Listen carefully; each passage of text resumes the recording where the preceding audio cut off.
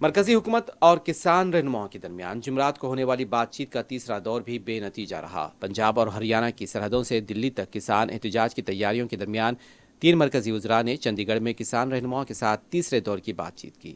اس ملاقات کے دوران میں پنجاب کے وزیر اعلیٰ بھگوت سنگھ مان بھی موجود تھے۔ میٹنگ دیر رات تقریباً 1:30 بجے ختم ہوئی، تاہم اجلاس میں کسانوں کے تمام مطالبات پر ایک بار پھر کوئی اتفاق رائے نہیں ہو سکا۔